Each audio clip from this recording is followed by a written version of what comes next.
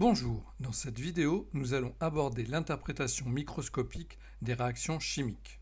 Nous parlerons de mouvements browniens et d'agitation thermique des molécules, de chocs efficaces, et nous verrons comment cette notion explique les facteurs cinétiques. En effet, à notre échelle, il suffit bien souvent de verser deux solutions aqueuses contenant les réactifs dans un bécher, ces deux solutions se mélangent et on observe une réaction chimique.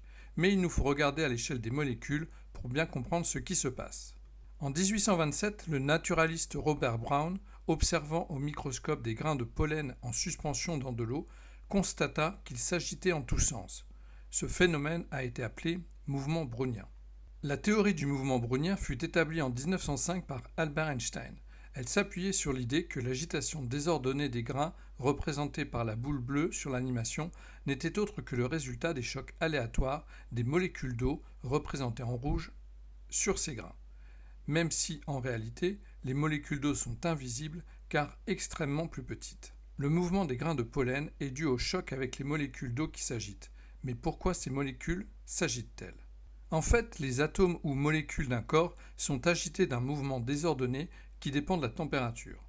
Plus la température est élevée et plus les atomes ou molécules ont une vitesse élevée et réciproquement. C'est l'agitation thermique. On parle aussi d'énergie cinétique microscopique. Donc le mouvement brownien est dû à l'agitation thermique des molécules. Qu'est-ce que ça implique pour une réaction chimique ? Il est bien évident que deux espèces chimiques ne peuvent réagir ensemble que si les molécules entrent en contact. Elles doivent d'abord entrer en collision et seulement alors elles peuvent peut-être réagir. Pourquoi peut-être ? Il ne suffit pas que deux espèces chimiques se percutent, elles doivent se percuter de la bonne façon et avec suffisamment d'énergie pour que leur liaison se casse et puisse se réarranger. On parlera d'un choc efficace. La première condition pour obtenir un choc efficace est donc que les molécules se percutent de la bonne façon. Prenons l'exemple de l'éthène et du chlorure d'hydrogène qui réagissent pour former du chloroéthane. Le chlorure d'hydrogène est composé d'un atome de chlore et d'un atome d'hydrogène. L'éthène est composé de deux atomes de carbone reliés par une double liaison et de 4 atomes d'hydrogène. Et on va obtenir le chloroéthane, donc composé des deux atomes de carbone, des 5 atomes d'hydrogène et de l'atome de chlore.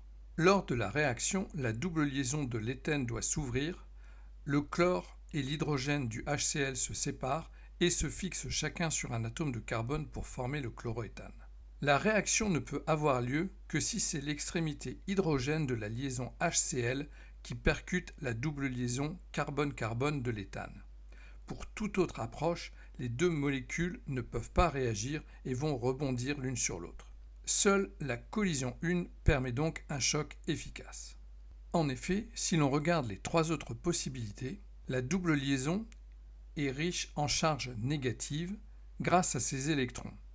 Et l'atome de chlore du chlorure d'hydrogène est légèrement négatif aussi car il est plus électronégatif que l'hydrogène.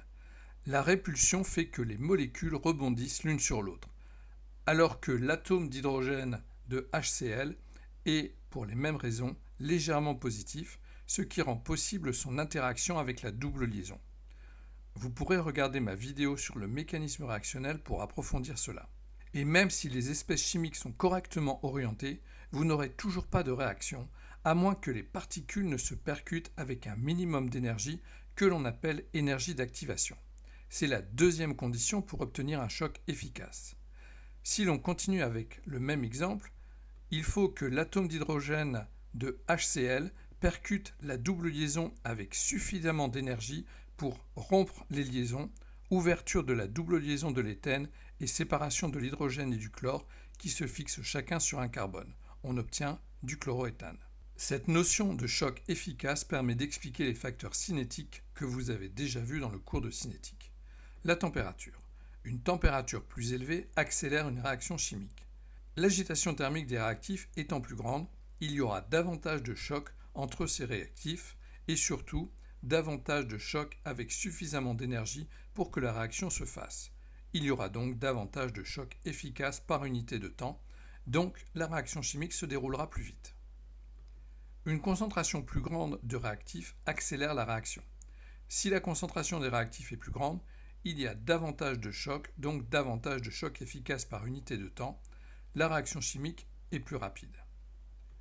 Cette interprétation microscopique de choc efficace permet aussi d'expliquer d'autres facteurs cinétiques, comme une pression plus élevée dans le cas où les réactifs sont des gaz, ou l'augmentation de la surface de contact si un des réactifs est solide ou si les réactifs sont des liquides non miscibles. Cette vidéo est maintenant terminée, j'espère qu'elle vous aura été utile.